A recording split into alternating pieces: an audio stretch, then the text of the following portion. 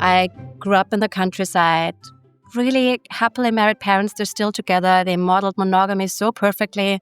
And then I got together with my first boyfriend, my first kiss. We stayed for 5 years, and I really loved him. And I was also deeply in love with my best friend.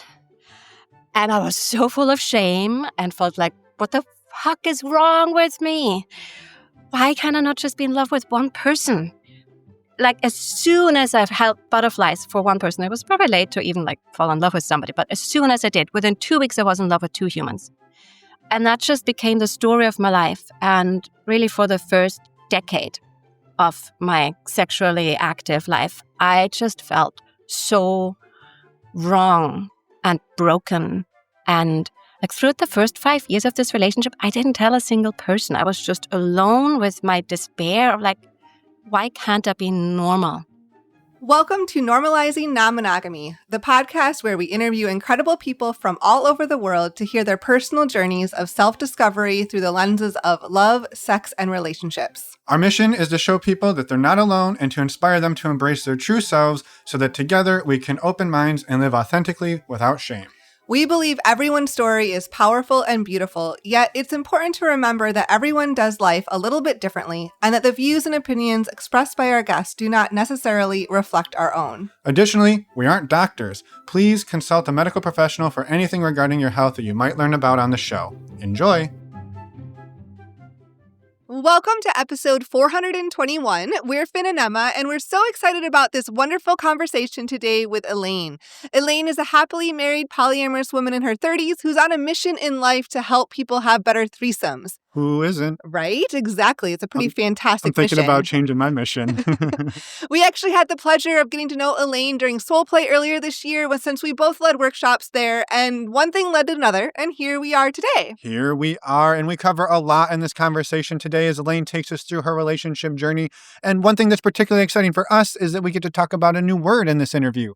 Elaine identifies as a symbiosexual, again, which we haven't talked about before. Symbiosexuals are attracted to the energy and dynamics shared between people in a connection or relationship rather than to the individuals, sort of the idea of being drawn to the chemistry between others. And in her case, that often tends to be couples, which, as you can imagine, may have led to some exciting relational and sexual dynamics and definitely helps if your mission is to help people have better threesomes. Yeah, I was going to say, threesomes, anyone? Seriously, Elaine is so passionate about the power of threesomes based on her own experiences and revelations that she's made it her career. Throughout the interview today, you'll hear Elaine talk about her powerful work as a threesome facilitator and pleasure expansion guide. You can learn more about her work over on her website, linked in the show notes. And don't forget to check out her next in-person weekend workshop happening on December 13th and 14th. That's coming up very soon in Oakland, California. Tickets are on sale now, and links are in the show notes. And with that, we're going to jump right into the interview with Elaine for anybody who is a premium subscriber. And for the rest of you, we've got a couple of short announcements. If you're not familiar with a premium subscription, it's a way to skip these announcements up front. But don't worry, you still get important dates of upcoming events in the outro. So it's a way to get ad-free listening.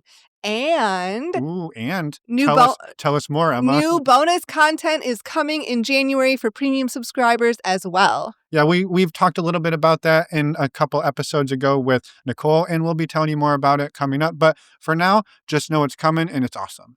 To sign up for the premium subscription, go over to our website, normalizingnonmonogamy.com, scroll down on the homepage, and you can sign up right there for only $4 a month. And one of the dates that's coming up that we're really excited about is May 1st to the 3rd, 2026. That is our next in-person event. It is called Relationship Recess. We have rented an incredible home in Florida. We're partnering with the team from Multi-Amory and our friend Gary Ware to create an entire weekend full of play. We are calling it Relationship Recess.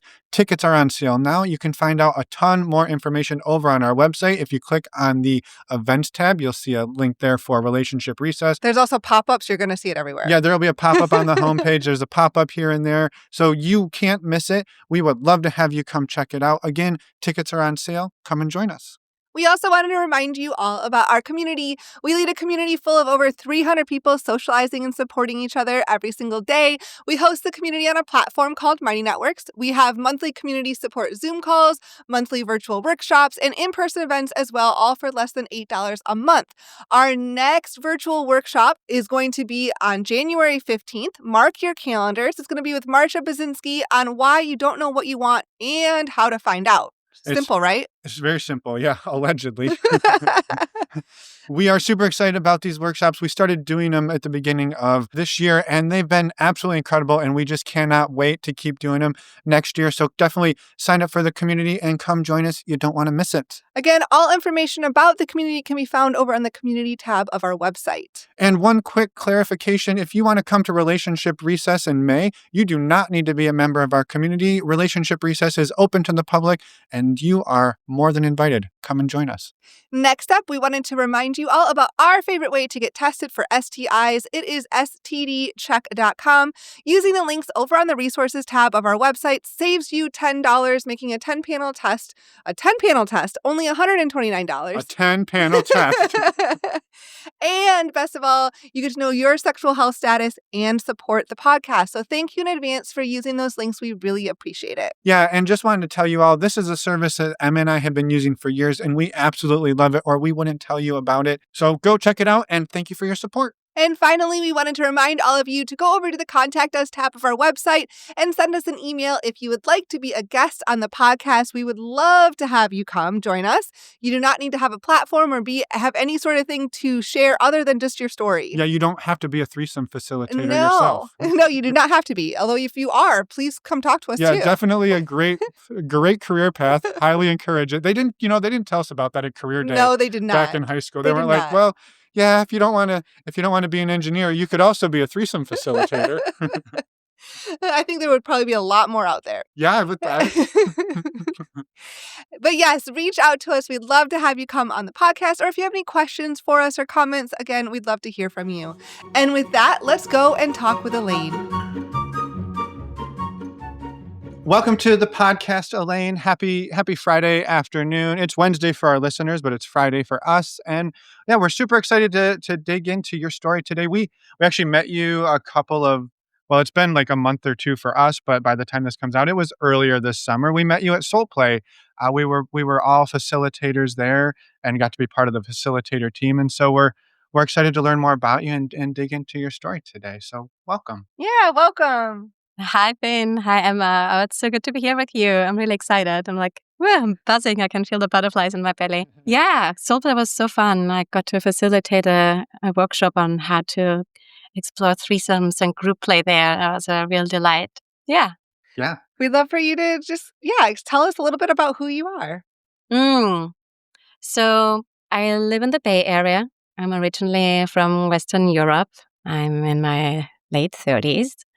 And I am a very happily married polyamorous woman with a beautiful polycule around me. And I have made it my mission to help people have wonderful threesomes in their lives. And that's really what I've been exploring for the last 10 years. Wow. I'm so excited to hear this journey, how you got to that. What better mission in life? Right, right. I love it. Well, maybe let's go back in time and figure out when did polyamory or non-monogamy first come into your life and into your world? I think I might even want to go back a little bit further and start at Perfect. how it was not to have that opportunity. Because, oh my God, monogamy felt like such a cage for me.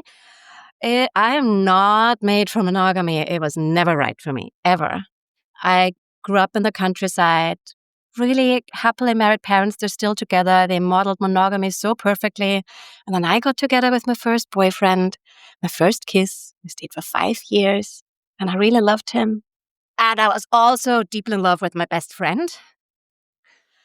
And I was so full of shame and felt like, what the fuck is wrong with me?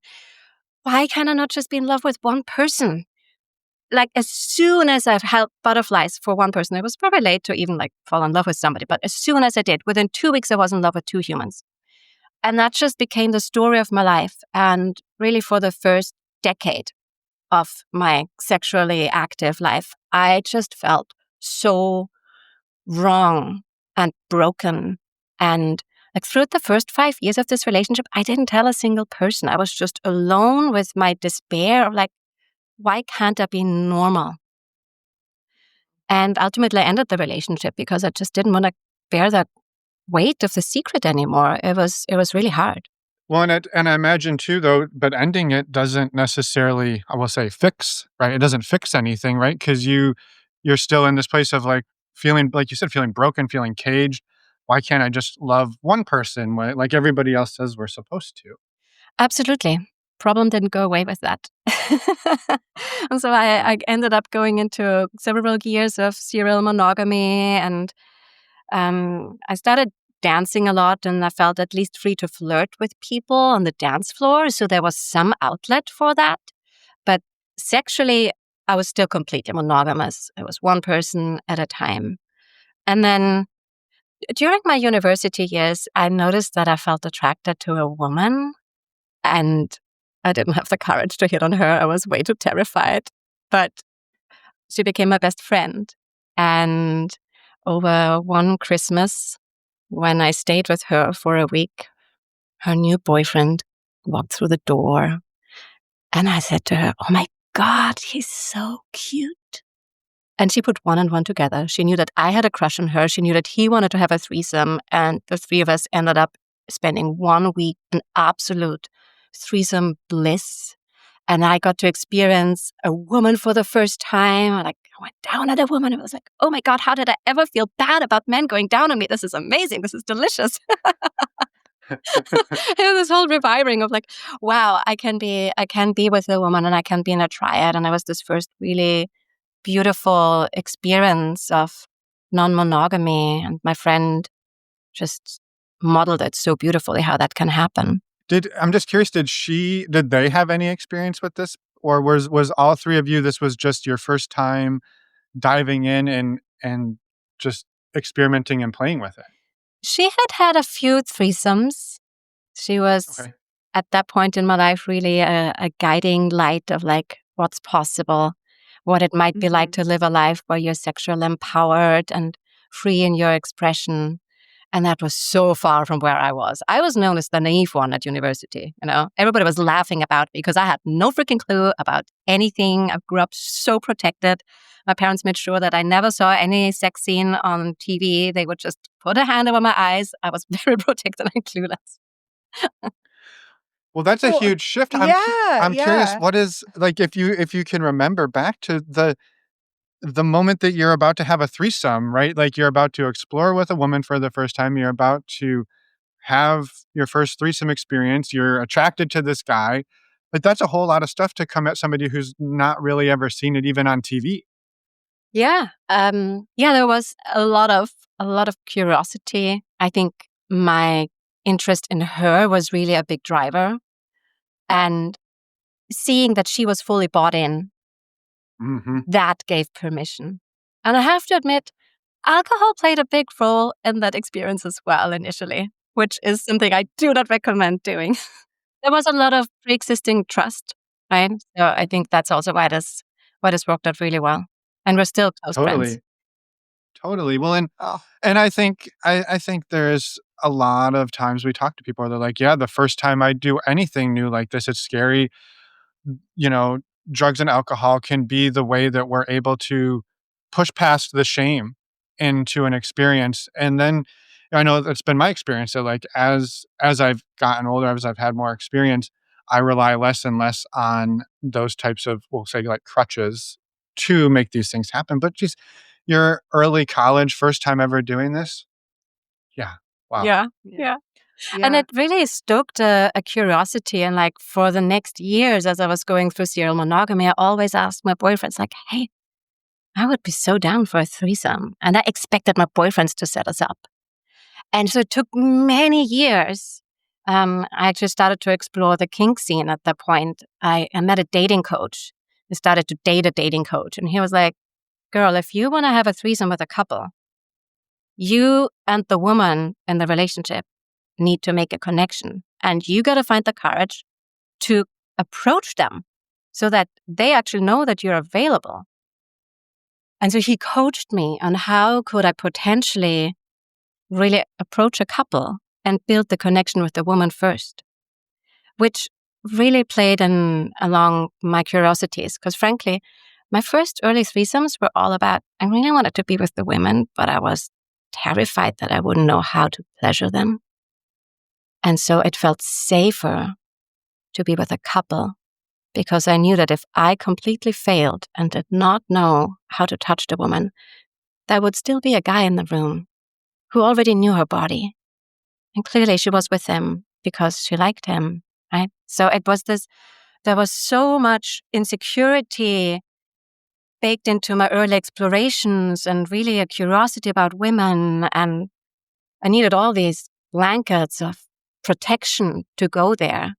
But this dating coach who I dated really helped me break through some of these barriers and ended up having many threesomes. So it ended up like when I went to kink spaces, people would ask like, so what's your kink?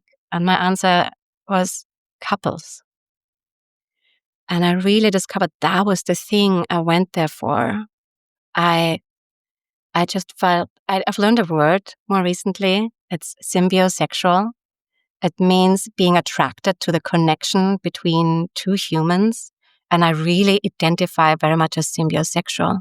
I've not heard that one. No, that's great though. Yeah. Yeah. I was like, I saw it and I was like, oh my God, that's so me. I love to see how two people take exquisite care of each other, right? Like being in a threesome as a couple, it's so vulnerable.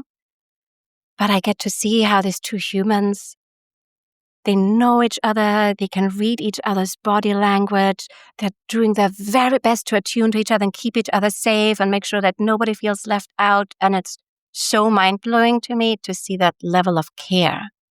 And that's the piece, I think, that I'm really drawn towards. While at the same time, there's all this adventure, right? And then they get to see each other in a new light. I mean, I know of at least 3 couples who have gotten married after threesomes with me because it allowed them to see a new way of expressing their love and expanding what their relationship could be like. Like one couple literally got married, got engaged just a few weeks afterwards. I met them at a point where they were wondering, do we break up or do we open up? And so for me to be that midwife towards a new future, it was just really profoundly meaningful and kind of showed me, how valuable this endeavor is. And so it became a thing for me. Yeah. I love it. And I love this, it started with this experience in early 20s with your friend, and then kind of figuring it, like stumbling through monogamy for a little bit and trying to figure that out and telling people, oh, like I'd be open to a threesome, but not really knowing what to do with that because it's hard to figure that out. And then having this person that you were dating be a coach and help you with that. And then it sounds like that really opened your world into starting to explore more of the kink scene, where you started interacting more and more with couples, which has led you to today. Yeah. Like high level. Yeah. Thank you for summarizing that so beautifully. Yeah. Yeah. And from there, I went traveling for a year at that point in my life. And within the first 2 months of traveling for a year, I had 6 threesomes and a foursome. So out in the wild, like it's one thing to meet play positive people in a play space, in a kink space, but just traveling, I was like, wow, is this me? Is this the experience of being a backpacker? What the heck is going on? I think a big part of it was that I was so excited about these experiences that I just couldn't stop talking about them. And then couples were like, oh, well, this sounds really fun. And she seems to have good experiences and things seems to be going well with her. And well, we've been talking about having a threesome. So maybe she could just be the girl for us. And so I became the first for so many couples and had a really beautiful time. And then I also got to be the partner in the couple. I met somebody, I traveled with him, And then we picked up a guy to join us. And the other guy, it was a travel connection. So my connection and I split naturally because of travel limitations. And I got into a relationship with the third who had joined us. And I found myself back in monogamy for 4 years. And I felt so caged. It was like, how is this possible? I'm just coming from this expansive world of pleasure and exploration, and I'm helping all these other couples open up. But I think there was really a part of me that truly deeply didn't yet believe that I could have that I couldn't have it for myself. And it took me 4 years to work through all these limiting beliefs that were so deeply ingrained. And yeah, it was a very complicated relationship. He loved me in certain ways, and I felt so. It was so soothing for me to see that somebody would choose me with all my challenges and shadows. And I was angry so often because I felt so unsatisfied in many ways, and he didn't walk away. So it was a really healing experience. Like, some parts of me just needed what he could give me. But there was so much rebellion as well. And I really had to do a lot of deep work. And ultimately, I ended that relationship as well because I just didn't want to be monogamous anymore. Mm-hmm. And so, with this partner, you met through a threesome, but then became monogamous. There was not that exploration for the two of you as a. Yeah, we did. We did explore a little bit towards the end of the relationship. At some point, it was like either we open up or we break up. And he was like, "Well, you got to lead the way. You know how to do this. I have no clue." And we started dating another couple who were also in a very early exploration. And so, like, looking back, I think it was the first time I saw myself really facilitating an opening for others in a way where everybody turned to me and was like, "We've never done this before. Can you take the lead and guide us?" And it was a very sweet exploration. That couple, maybe if we get there, shows up later in our story again. But it was just so slow for me. And I was like, I want to move so much faster. Like, on a third date, her and I kissed, and then she freaked out because she was like, "Oh my God, I need to digest this." And I was like, this is just, I want to move so much faster. So yeah, I did a lot of work on myself, and then finally found the courage to end that relationship. And I had done my first ISTA training during that relationship. So I trained with the International School of Temple Arts, which I wouldn't just describe as life-changing, but really life-shaping. A lot of my life is deeply influenced by ISTA. I know there's all sorts of controversy around ISTA, and I have my opinions about it as well. But I can't deny that training with the International School of Temple Arts has just brought so much empowerment to me. After my first ISTA training, I had the courage to open up to my parents about wanting to be in a polyamorous relationship. That long-term boyfriend at the time, he and we had been looking at wedding venues the previous time we had visited my parents. And all of a sudden I was back with my parents, and there was no more planning on wedding, and we were going through a breakup. And I just wanted my parents to be able to understand what I was going through and be able to support me. And so it really felt like, I want to let you in. And it was freaking scary. Yeah, I think ISTA really gave me the courage to open up to the humans that obviously, we try to prove ourselves to our parents and be the perfect children. At least I definitely always tried. And so I think opening up to the humans that I was most terrified of opening up to was a huge inflection point in my life. Yeah, without a doubt. And how did it go? Initially, they were in shock. I think I primed them pretty well for the conversation. I came home for my mom's 60th birthday and I was like, so I have a desire to let you in. I used the desires versus boundaries framework. I desire to let you in because I really want you to be there for me. And I'm really scared that you're gonna not understand and judge me. And I want to hold a boundary, and that is, if you totally push me away, I don't want to close up. I want to remain open. I understand that you might time to digest, and whenever you feel like you're ready, I want to let you back in. Because when I had told them years earlier that I'm bisexual, oh my God, they did not react well. And then their response hurt me so deeply that I closed up for a while. So I really was like, I want to stay open. I drew a boundary for myself. And then my mom was like, whoa, what can it be? You've already told us so many crazy things. Did you tell me after my 60th birthday? So we ended up having a few days until her birthday where I just really felt the limitation of not having this opening, of not having this transparency, and this constantly running into this block of, I want to tell you more and I can't. And I can't, I felt the lack of intimacy.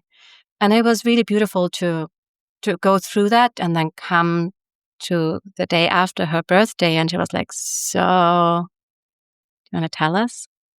And it was my parents were totally in shock, no doubt. I was like, I'm a threesome queen. I go to kink parties. I go to dungeon parties. I want to be in an open marriage. I don't want to be trapped in monogamy anymore. You know, I was just like, it was really bursting out of me of like, I can't do this monogamy thing that you've been living so beautifully.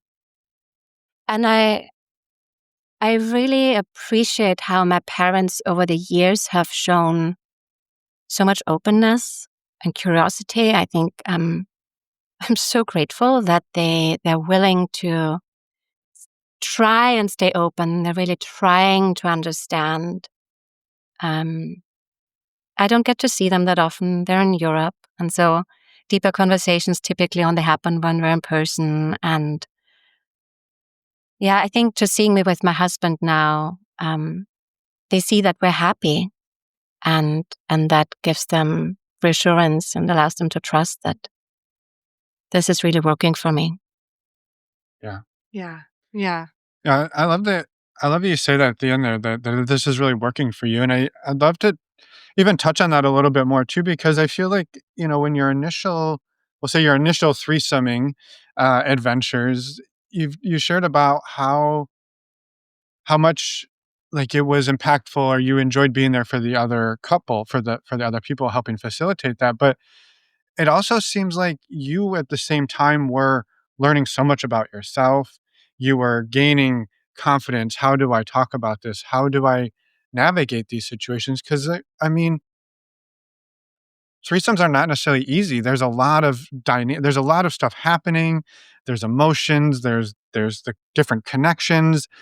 Like, so there's just so much that we can learn about ourselves, or I think that we have to learn about ourselves in these moments if we're going to keep doing them. And I've been struck by that like I know there was a lot that is like, oh, I love being there for others, but I've also heard like so much that you've taken for yourself.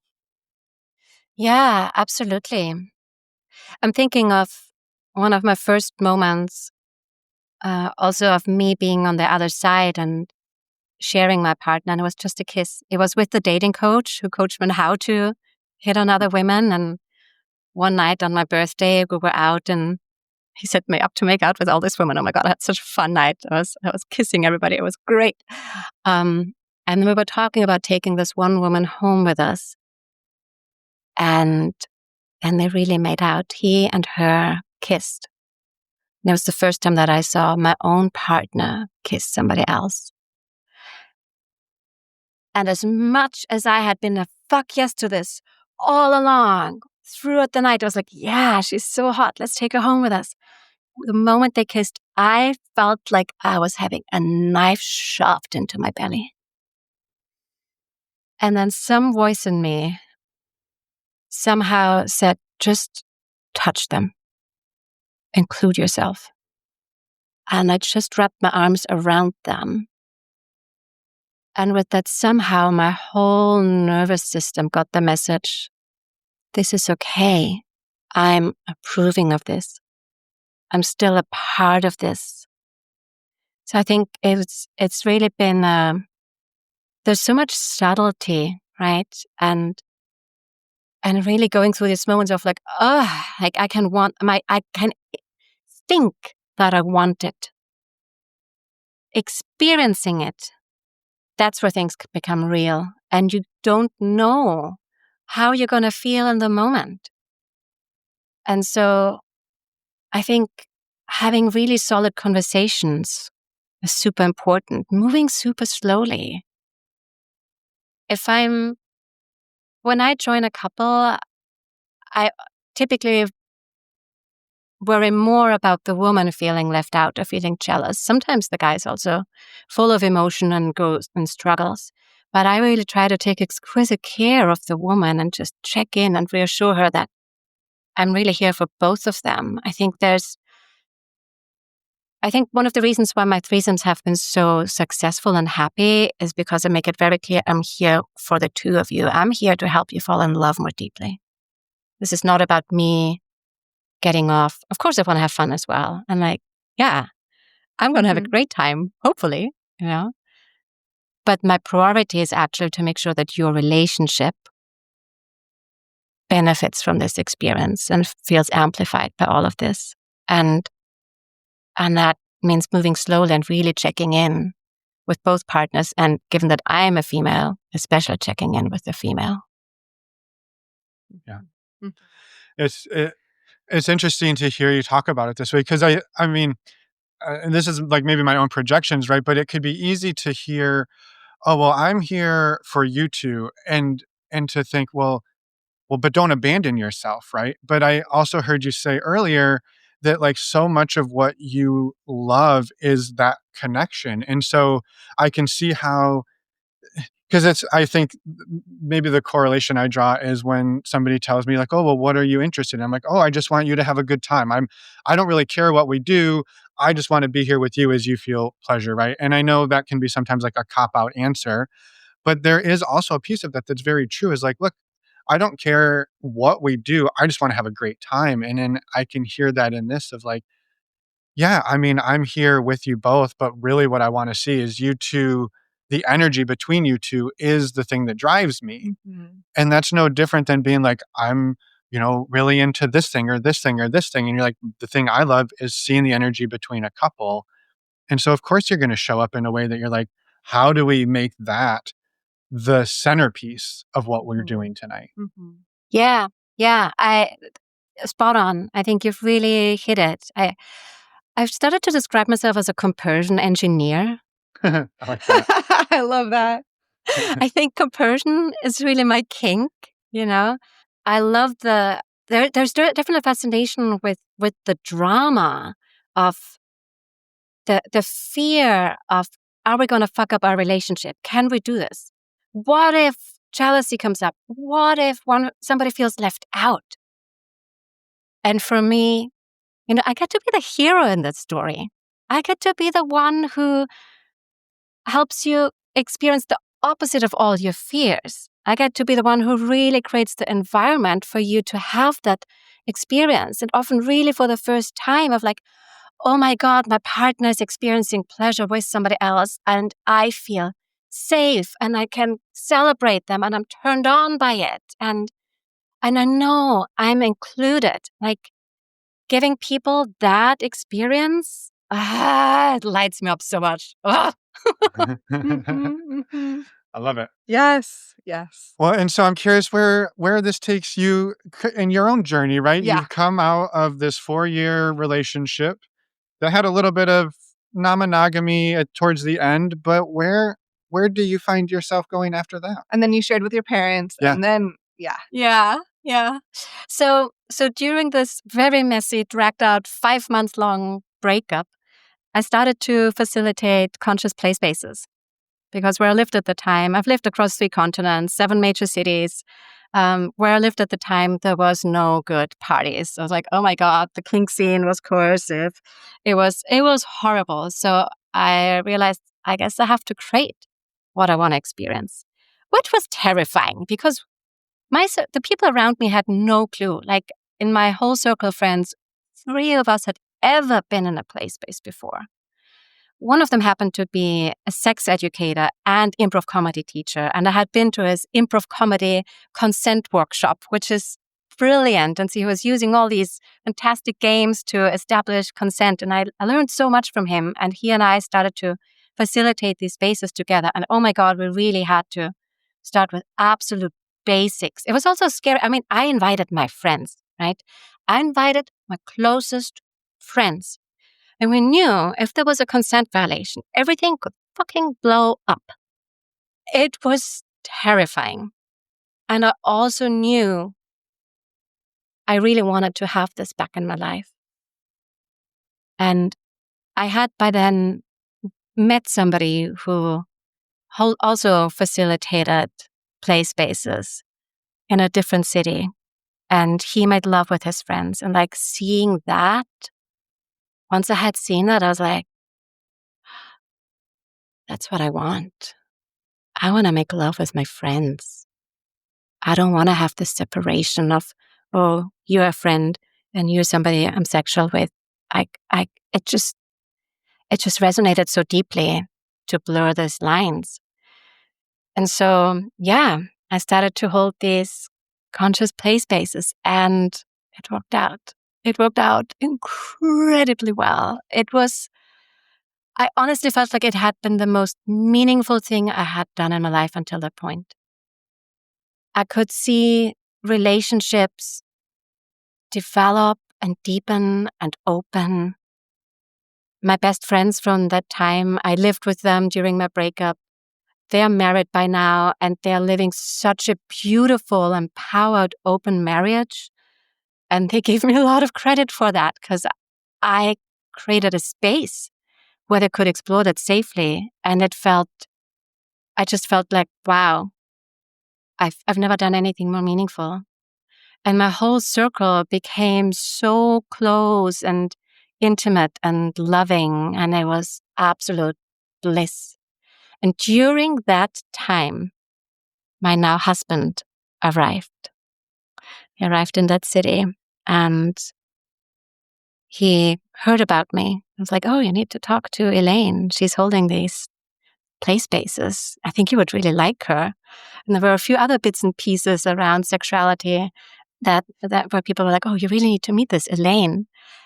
And I was just still going through my breakup and I was not ready for anything. And he messaged me on Facebook.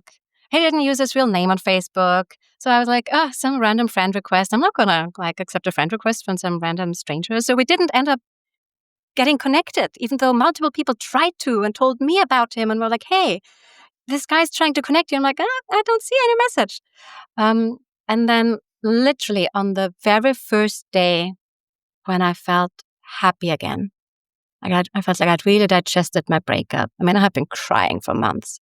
And the very first day I was like, oh, I'm happy again. I love my life. So grateful for my friends. I went dancing. I went to an ecstatic dance event. And then I connected with this guy on the dance floor and there were several prompts. There was quite a lot of guidance. And we got into this animal play dance situation. And we're making monkey sounds and monkey moves. And like, oh my God, who the heck is this newbie? Like, wow, I can be really ridiculous with him. And we just connected on the physical level first, through the body. And then at the end, somebody mentioned in the closing circle, Elaine, do you have any events to announce? And he comes up to me afterwards and he's like, hi, finally we meet. So he recognized me and I got him to join a party with my friends that night. And that very night, I had my first threesome with him, the day we met. And the other guy, was also the first time that I really connected with the other guy. The other guy became my lover and he became my boyfriend. And it was the first time for me to really finally get to live out being in relationship and open. And it was scary in the beginning. Like, it took me months to trust, like, oh my God, is this really okay? Can I really do this? Are you still gonna love me if I make out with somebody else? Are you still gonna love me if I have a date with somebody else? Can I really do this? Like, there was just so many years of conditioning that I could only overcome by living it, practicing it, and asking for the reassurance that I needed. And at some point it felt real. Yeah. And then the pandemic hit. Yep, of course. Of course. We knew that was coming. That comes in every story we do these days. Everyone's like, we were just getting, and then there was a pandemic. So yeah. But I love that you share all that, because I think it could be so easy to hear, well, geez, you met, you had a threesome on your first night together. There should be no problem, right? Why would we ever worry about these other things you just mentioned about going on dates, falling in love, kissing people, all of the things? But it doesn't matter how amazing your first threesome is, if that's the first time you even met, that all that other stuff is still there. It's been part of us for decades, our whole lives. So to think, well, I just had one threesome and it left, like, that's just not reality. Yeah. Yeah, it was.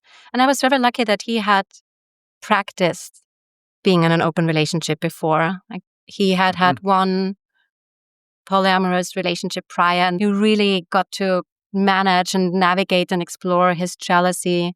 And so when he was together with me, things were just very easeful for him. And he just, sometimes I tried to explain what I was experiencing. I spent like 15 minutes trying to express what I'm experiencing. And he's like, oh yeah, experiencing da-da-da. And he just has a phrase for it. I'm like, yeah, that's exactly the thing. So I think his lived experience really helped us. I only had theoretical knowledge. I had read More Than Two, and of course The Ethical Slut. And so I knew things in theory, but theory and lived experience are never comparable. It's helpful to have some theoretical background, but it's all about what's happening in the body. Yes. Yeah. I love that you say that. And I think it's important to hear that, right? That even after having years of experience having threesomes in different configurations and doing this, that it sounds like this was really your first time doing non-monogamy in a relationship, and that you still, after all of that, have all this to unpack and to figure out and to sort out. Because I don't know, I want people to hear that, because it's when we jump into this and think, oh, it's going to be easy. Like, no, it's not. There's just so much that we're combating often. And so I appreciate you sharing that it wasn't just a cakewalk because, oh, I'd had all these threesomes, so it was easy. Like, no, that's not how it works necessarily. I think a part of it was like, I really had to trust that I could have it all, Yeah. Like, I would say it was easy. I would actually say it's been the easiest relationship of my life. I just had to accept having a cheerleader who just said, go, have fun. I'm a yes to this. Like, the part of me was like, oh, is it really possible? And at the same time, like, so much in me was just opening, and I was like, my God, really? Thank you. Like, wow. I think there were so many times where I just cried with tears of joy. And it took time to allow all the goodness in. Yeah. Yeah. What a beautiful experience too for both of you to figure, like, to navigate that together, but also to work on undoing the shame. And to have different experiences. Yeah. And like you said, I trust telling yourself you do deserve this. Yes. Yeah. I think the years that I had spent in the previous relationship, like doing Byron Katie at work, working on my limiting beliefs and all these things, I really benefited from that. So I think I had done a lot of groundwork, and then it was like, okay. So theoretically, I'm ready. Am I really ready? What does my body say? This is the moment we've been training for so long. Yes. And now, what's it actually going to be like? Yeah. And so we ended up having, we had a threesome the day we met. We had another one on the third day. He started to co-facilitate the play spaces with me. He had also trained with the International School of Temple Art, so I felt like our relationship is deeply rooted in ISTA values, truly. And so there was just so much resonance from the start. And then the pandemic, I think, was the biggest blessing for us. We were in a serious lockdown where we lived at that part of the world. And it forced us to just focus on each other and not get distracted by everybody else. And it was so beautiful. We never got enough of each other. It was just, it was magic. I've never experienced a match like this. Our friends were like, "Oh my God, you're a male and female version of the same human." It was just incredible. Yeah. Yeah. So you go through the pandemic together, at least a portion of it being sort of just the two of you. And this is like a successful pandemic story. Yeah. Yes. The pandemic success stories. But so then I'm curious, coming out of the pandemic and into today, like what does your relationship look like for like your relational sort of ecosystem and web that you've woven for yourself? Yeah. So we moved to the States 4 years ago, a little more than 4 years ago. It was the end of the pandemic. To me, I was like, oh my God, like all the books that I've read about polyamory have all been written in San Francisco. There must be so much going on. I was so excited to be here and explore polyamory at its finest. I was like, we're moving to the mecca of polyamory. But it was the end of the pandemic, so there wasn't really much going on yet, or we also hadn't quite found our way in yet. And so we did what we had done before, or what I had done before. And again, we created what we wanted to experience. And to our knowledge, it was the first conscious play party post-pandemic that happened in the Bay that we held. And also, we went to our first burn. And like on our first day ever at Burning Man, we held a temple night for our camp. And it was such a beautiful way to bond with our group. And so I find that all of my social life pretty much happens around play spaces and ecstatic dance. And I think there's a lot of cross-pollination between those two in my experience. And so I find that I now live in a world where pretty much everybody around me is exploring polyamory, is interested in open relating, frequents play spaces, has a lot of curiosity and openness around this. And I really enjoy being in this world where I feel like I have so much permission to be myself. And with that, in this world, we've created there's been various constellations of polycules. We have a very sweet polycule at the moment.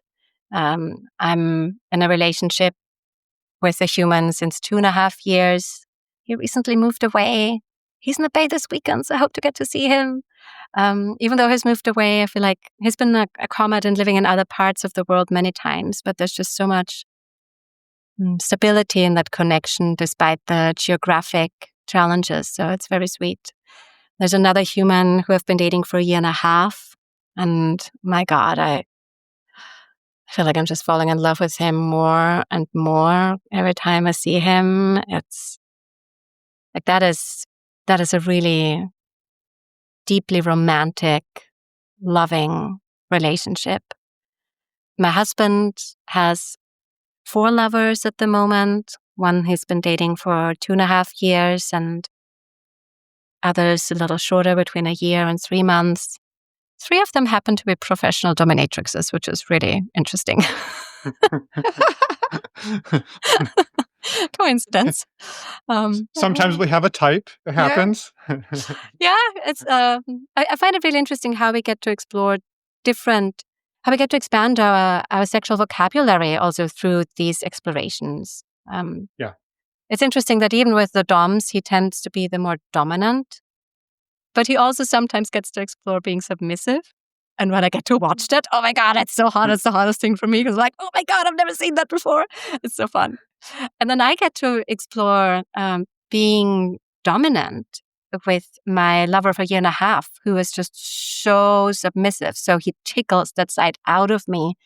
And I get to really expand my idea of who I am and who I can be in the bedroom.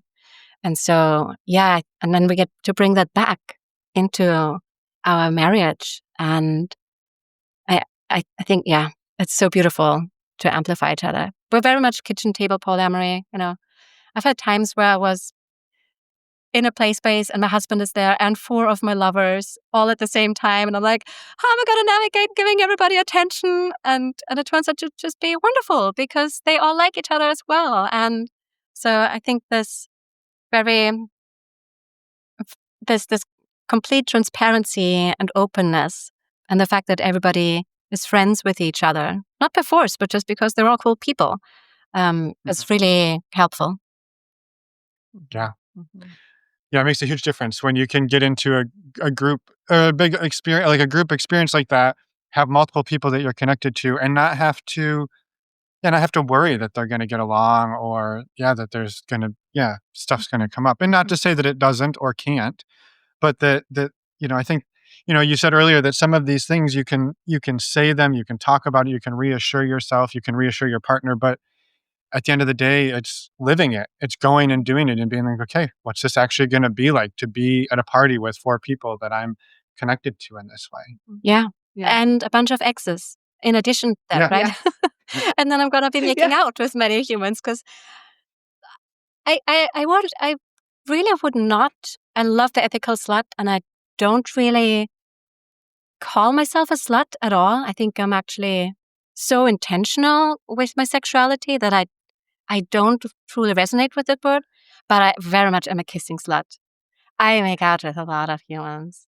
So there's all of these layers. So in a place space, I'm just this butterfly I'm learning to be very considerate with when I fly away from somebody so they don't feel like I'm dropping them just because I get distracted because there's the next gorgeous human. That is definitely some sort of like a skill that I'm cultivating and paying attention to lately.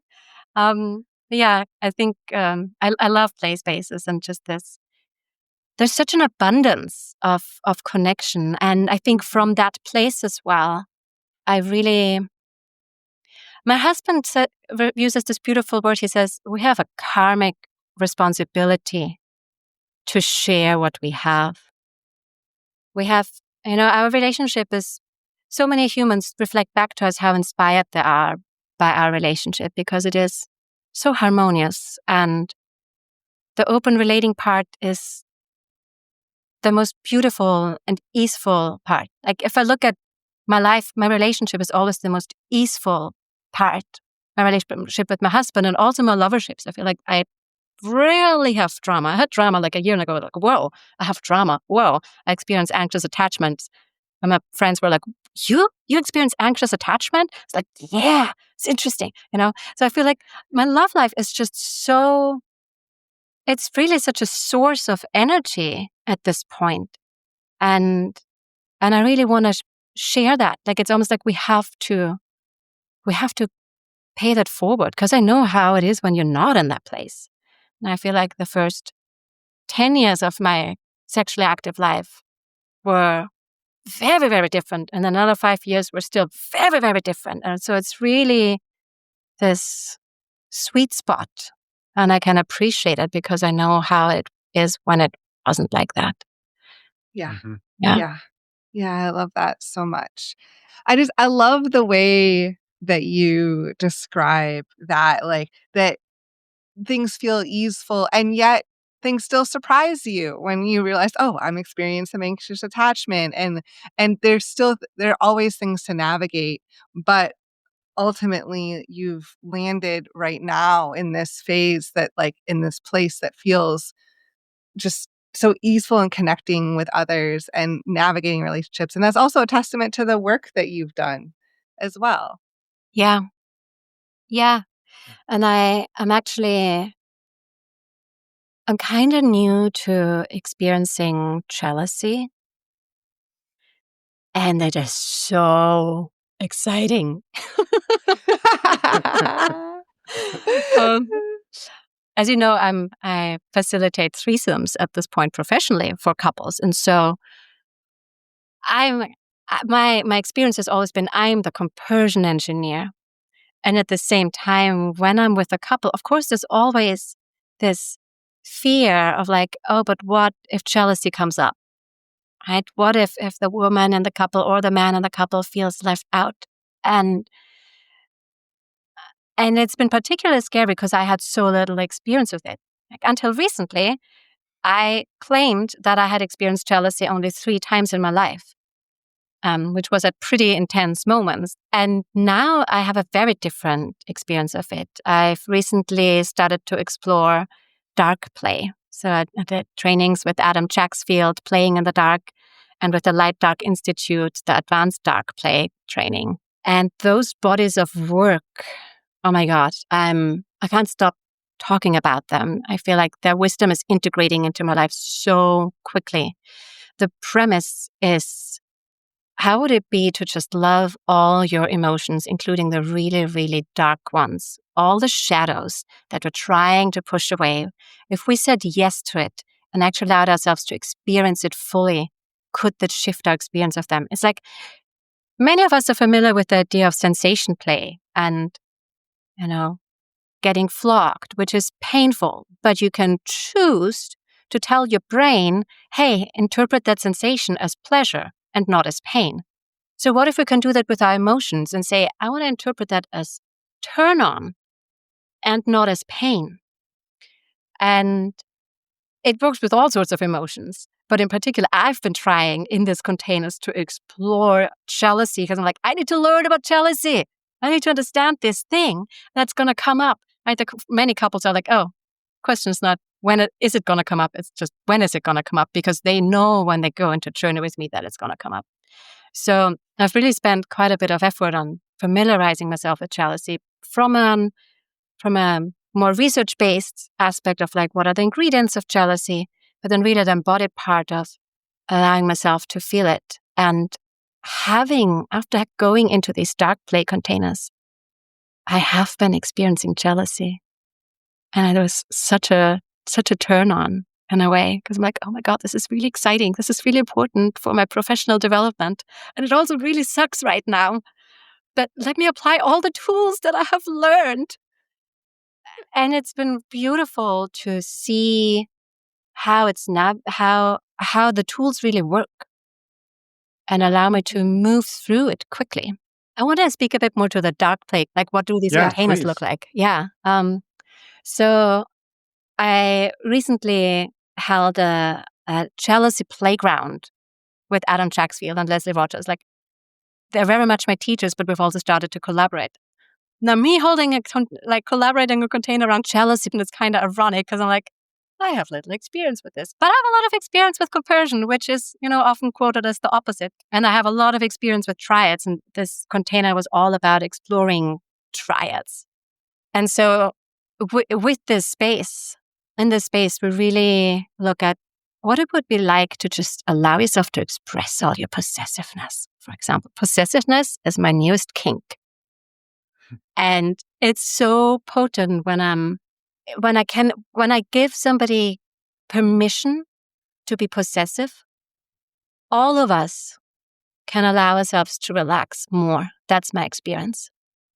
Because I'm saying all of your emotions are welcome. And in the dark play containers, like, we explore things like a resolution fantasy.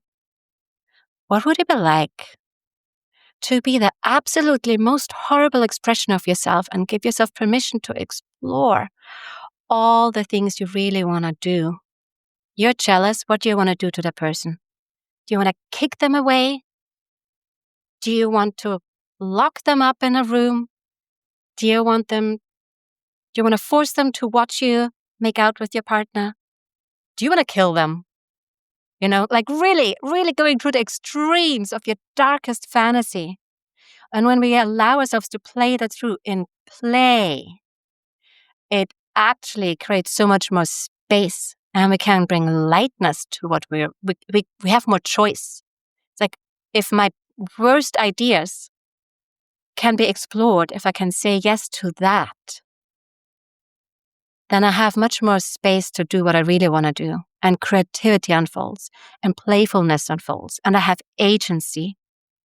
So, yeah, the jealousy playground is a very fun, intense, and expansive container. Yeah, it sure sounds like it. Yeah. Yeah.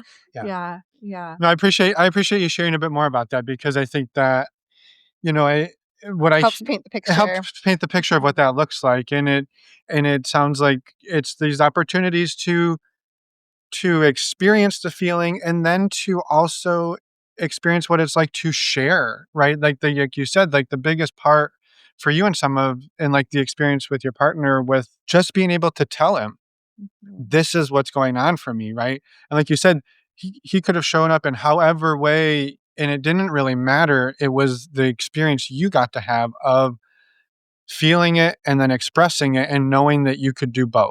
Exactly. And so being in those spaces where you can, like you said, play around with this, right? And I imagine in some ways like titrate it, like, oh, we're going to go a little deeper. Okay, that's too much. We'll back off a little bit and try, like you can do it in a controlled environment, rather than, we'll call it, out in the wild, where it's just happening to you, versus you're creating it.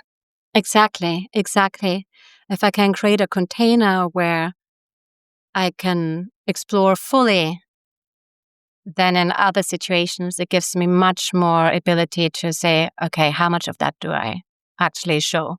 Because now I know I don't have to shame this part of me. Yeah. Right? It's really a practice of de-shaming and bringing love and care to these parts of us that are a part of us, even though we don't want them to be a part of us. And we can just say, like, I love all of you. And there's such intimacy and vulnerability in this moment. So when I remember a really, really beautiful moment that I shared with a couple. I play this game, the witnessing game, where I intentionally say, so, okay, let me take a step back.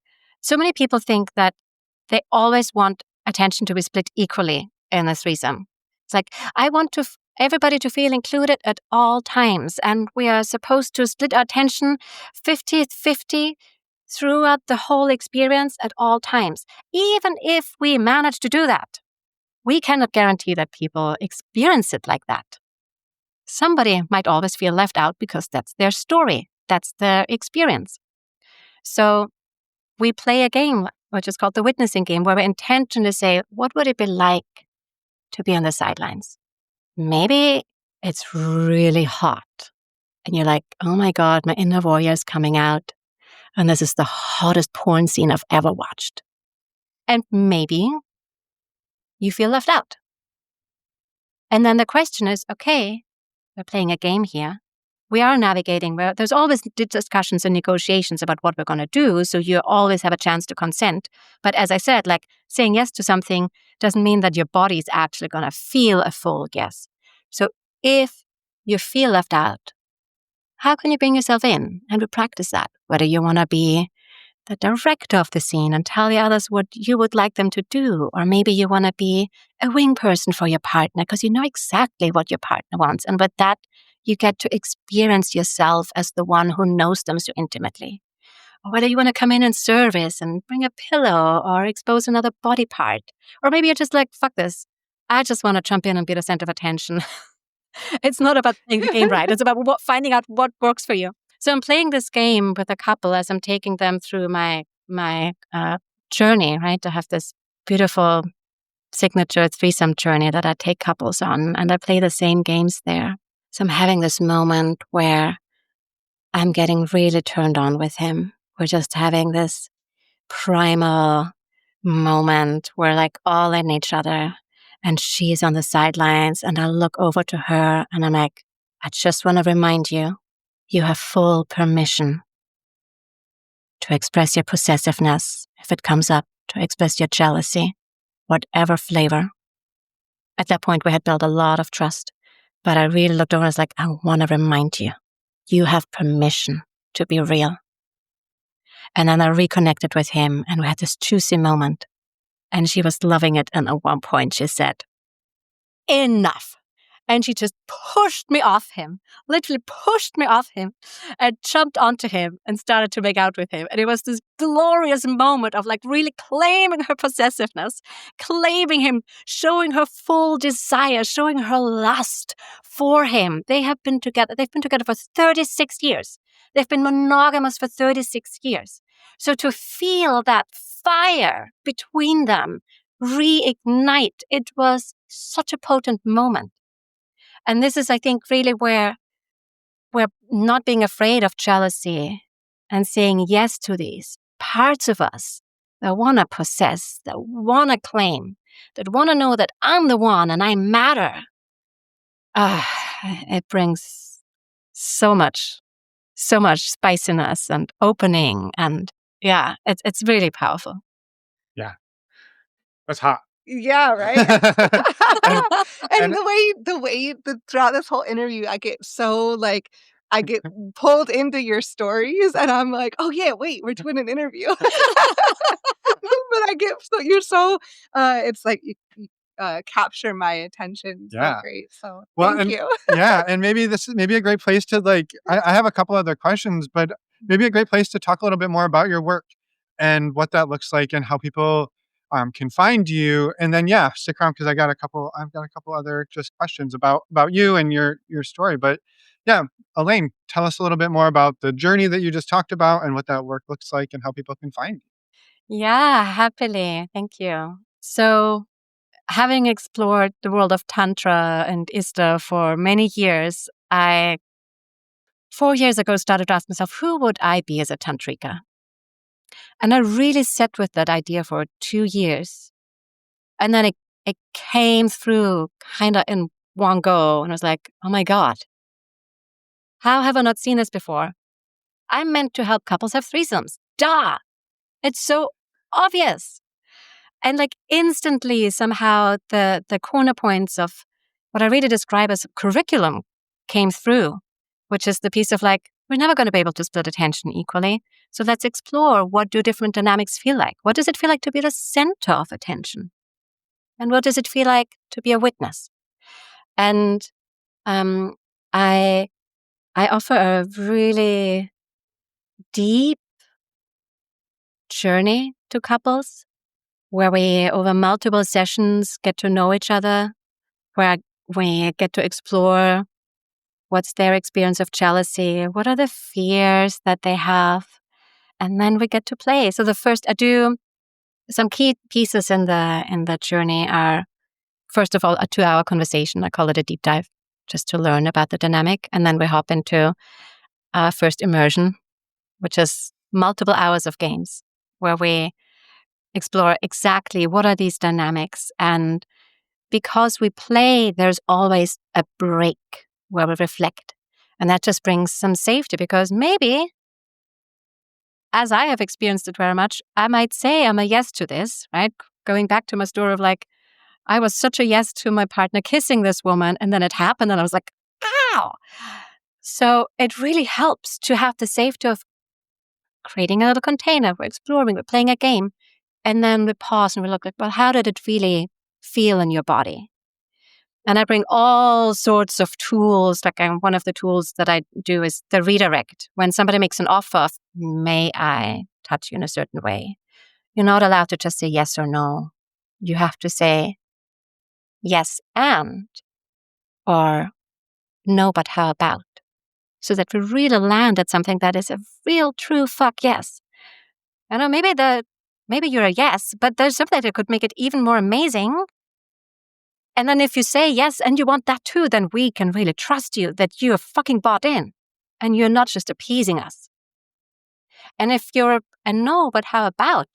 That but how about makes it a little bit easier to say no, because you know it's not going to stop the interaction. It just helps us to get to something that feels like a real, authentic, full body yes. And so we play these games, we pause, we reflect, we learn a lot about each other. We build intimacy in the process, of course. Sometimes it gets very sexy already.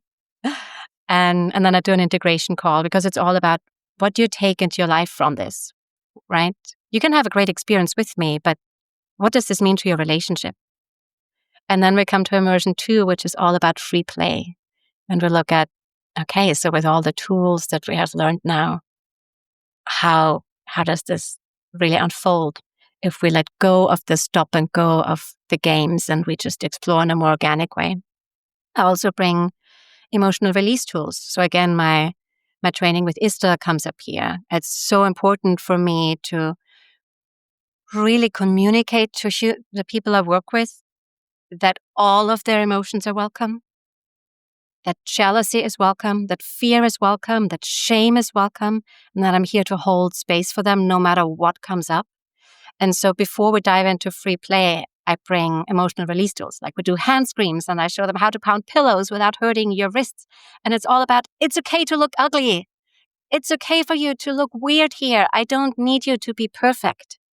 That's why you're working with me, so that you can work through your stuff. I'm never chasing the difficulties. It's not a shadow play workshop. We're looking at what feels yummy. How can we create something that feels truly liberating and delicious, but might run into bumps, you know? And if we do, I'm here for you. And most of the time, an integration call that follows, of course, after immersion, that bump is exactly what we're going to talk about, because that's where the breakthrough happens. Because often it's an old pattern that comes up again. It comes up one more time. But we stay in connection and you experience what it's like to let yourself be seen vulnerably in your struggle.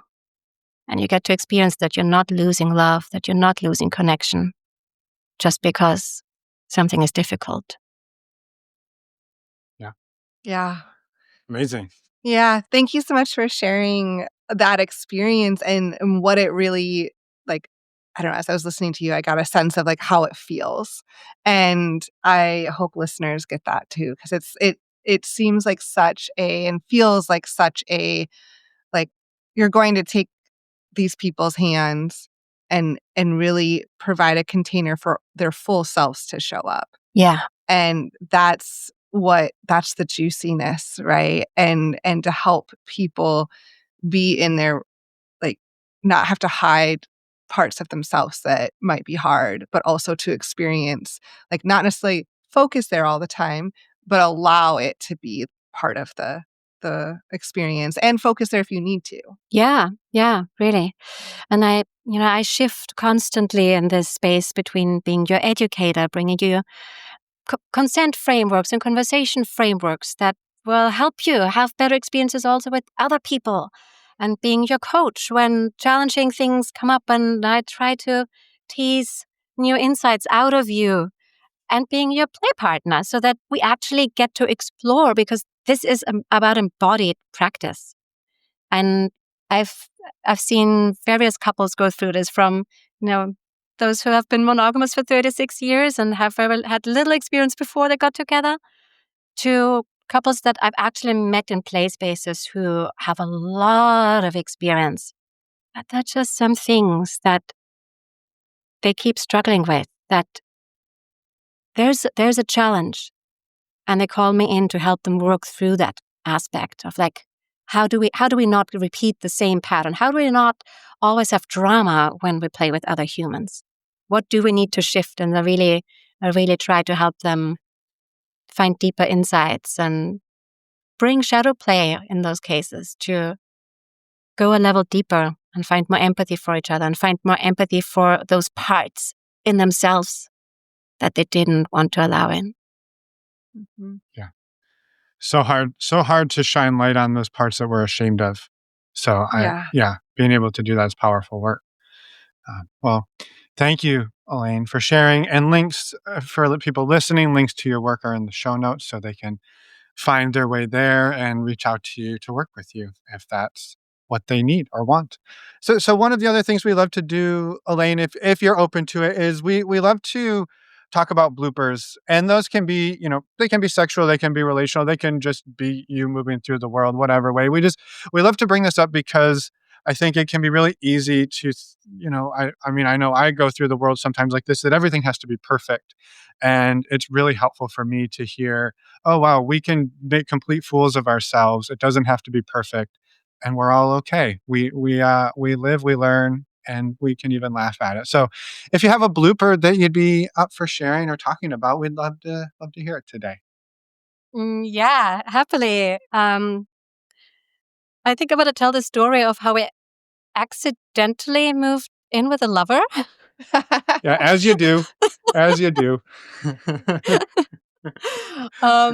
So going back to my now husband and I have just spent 6 months in lockdown, and we're slowly coming out. We're about 9 months into our relationship. As we're 9 months into a relationship as we're coming out of the lockdown, and suddenly 3 women throw themselves at him and all want to make love to him. And I'm like, amazing, that's so beautiful. I'm so happy for you. One of them, in fact, is the one that my ex-boyfriend and I had started to play with. She was the woman in the couple that we started to play with, and her husband left the country, and they didn't know at what point she would be able to follow because it was the pandemic and it was difficult to move internationally, and they didn't know when the visa would come through. And so they actually approached us and asked whether we could take care of his wife while he was away until she could follow. It was so beautiful. And then the plan was that we would move into their home. We were going through housing transitions, and so we were supposed to move into their flat after they were gone. I guess you know where the story goes. It was the pandemic, and she wasn't gone yet when we moved in. And so we're finding us like literally we're unpacking, and my now husband, back then, like still somewhat new partners, is we haven't really discussed how we're going to navigate this now that we're all in the house together. Shall we have a check-in? And on top of us now living with a lover, I was having the worst episode of yeast infections in my life. I was having a yeast infection essentially for 6 months nonstop. Oh, geez. So, That's so miserable. relatively new relationship. I think I'm a pretty incredible lover, Normally I'm like, yeah, go have fun with other people, and then when you come home, I'll show you how amazing it is with me. I couldn't do that. We could not have sex. My pussy was off limits to all touch. There's 3 women who are throwing themselves at my partner. We're moving in with one of them. I was like, oh my God, how are we going to do this? But, me being me, I was like, I don't get in the way of pleasure. I will never get in the way of pleasure. So I was enduring.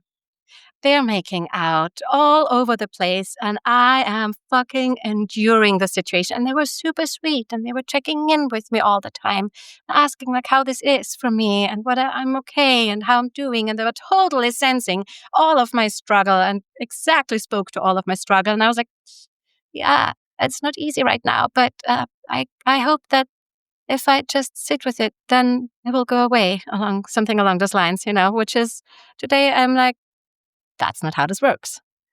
Things work out when you say yes to your boundaries and stand up for your boundaries. So 2 weeks in, I fucking bang on the table and I have enough. And I'm like, I fucking hate this. I feel like I live in a minefield. Every time you start to kiss, I worry that you're gonna fuck right away while I'm just trying to empty the dishwasher. And I'm like, this is not working for me. I don't want to live in a play space. And so I stormed out of the house, and I was like, we're living near to a river, I was dancing next to the river, like pounding into the ground. I was like really raging. And I think like an hour later, I came back in and I had clarity. And I said, I want to introduce one rule. No spontaneous makeouts. When you have a good night kiss, I just want to know that it's a good night kiss and that you're not going to escalate unless we've discussed it. there was just really this part of me that realized I don't want to live in a play space. There's such beauty in having the container of a play space that ends at a certain time, and then we can go back and be productive and empty dishwashers, you know? Yeah. Yeah. Yeah. Yeah. Yeah, there's a difference between this is a fun place to go to and I have to live here all the time Totally. and I don't know when it's going to happen. I might just be, getting ready to walk outside and all of a sudden they're making out in the doorway and you're like, okay, well, yeah. Yeah. Yeah. And I so did really that needed help? that so much. Oh my God. We transitioned to another 4 weeks. It took a long time for the visa to come through. We transitioned to another 4 weeks of absolute harmony. And we would discuss, okay, like, are the three of us making out tonight? I asked my partner, so are you going to sleep in my bed tonight or in her bed? I just want to know whether I should stay awake until you come over. They had dates outside and they came back and told me their really hot stories of what had happened. It was fantastic. I just really needed that rule. And my big takeaway from this is, if something doesn't feel good, don't just try to endure it and hope that it's going to change. It's not going to change. It doesn't Yeah. change. Your task, when something doesn't work for you, is to figure out, what do you need? What is your need? What needs to shift so that you can be a fuck yes? And maybe that means everybody needs to slow down a little bit, but we're actually going to feel better. Yeah. We're all going to feel more at ease. Yeah. Because if one person in the triad gets rigid, for me, it was like I was really getting rigid. It impacts everybody. Yeah. The thought comes to mind that this was one hell of a dark play container. Like you just 2 week long. I'm in it. I'm going in to do the work and I'll be in there until I come out or I don't. I don't know. Yeah. Yeah. And you learned you got to speak up for yourself. Yeah. I think if I had the tools that I have now, I would have been like, wow, this is really not working for me. And I imagine I would not taking 2 weeks, but probably an hour to figure out something needs to shift and to just have the courage to say, this is not working for me. And maybe even rope them in to figure out do you have ideas? Like, what could we shift together? Even though I think it is very much my responsibility in that case to really tune into what is it. But I think the permission, giving myself permission to say, this is not working. Something needs to shift. And I have a right to ask for a shift. They don't have to comply. But again, 90% of the work is actually me allowing myself to say I have needs. And at least I need to start showing up for my own needs. Nobody can start to show up for my needs if I don't. Yeah.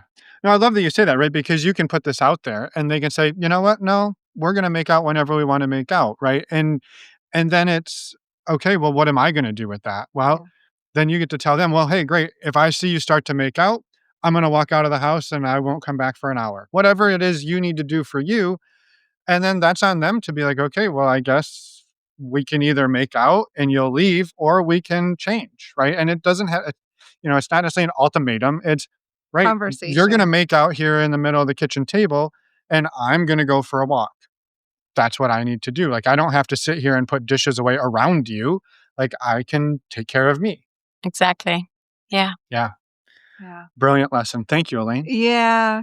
Thank you so much for everything you've shared today. It's been such a lovely conversation. And as I said earlier, you've pulled me in so much to your stories, and just thank you for showing up and being here and everything that you shared. Yeah. Thank you so much for having me. It's been really fun to share and to get to know you two also more in this conversation. Yeah. Is there anything else you'd like to get out there before we let you go today? Well, I think the link to my website, elaine-love.com, is going to be in the show notes. That will be in the podcast show notes. Yeah, fantastic. And we'll definitely have another Jealousy Playground coming up as well. So I offer my signature threesome journey that's always available. I work with one couple at a time. And then the Jealousy Playground is probably going to be towards the end of the year or early 2026. So there's some more time until that comes out. Wonderful. Yes. Yeah. I was going to say it that way. I hope you have a wonderful Friday afternoon. Yeah, thank you so much, and we'll see you soon. Amazing. Thank you so much. Have a great afternoon as well. Thank you. And we're back. Thank you so much, Elaine, for coming on and sharing your story today. And thank you for the amazing work that you do as well. A reminder to anyone listening, you can learn more about Elaine's work on her website, linked in the show notes. And also, don't forget about her next in-person weekend workshop happening on December 13th and 14th, coming up in Oakland, California. Yeah, and thank you from my side as well, Elaine. It was a delight to chat, and it was wonderful to get to know you earlier this year. And we're just excited about all the work you've got going on and getting it out there in the world. So yeah, thank you. A quick reminder to go grab your tickets for Relationship Recess. That's our next in-person retreat coming up May 1st to 3rd, 2026. You can find out a bunch more information over on our website, normalizingnonmonogamy.com. Click on the events tab. And you'll get your tickets there as well. Yes. All right. Next week, we have another interview. We're actually going way back in time. We are. We're going way back. We interviewed Kevin Patterson back on episode 45 back in January of 2019. That was an early episode. A top 50. So yeah, if you go back and listen, be kind to your interviewers. Yeah. We were young. We were little babies back then. But yeah, it was a fantastic conversation back then. And we've got a follow-up with him next week to catch up and see where life is at and what he's got going on. So go back and listen to that one if you'd like. If not, don't worry. We'll got you covered next week anyways. And we will see you then. Bye, everyone. Thanks for listening.